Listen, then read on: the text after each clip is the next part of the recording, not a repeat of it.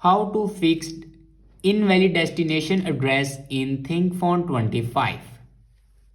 So let's start the video. First of all, swipe down to your control center and turn on or off your flight mode. After turning on or off your flight mode, then open settings and scroll down and click on apps. And then click on see all apps and scroll down and find messages app. Now click on messages and click on storage and cache. Now here you can clear your cache memory.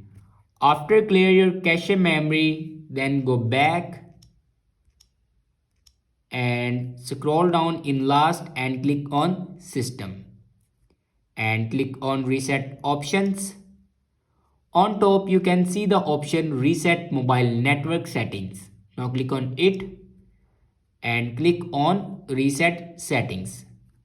After that your problem will be fixed. I hope this video is helpful for you. Thanks for watching.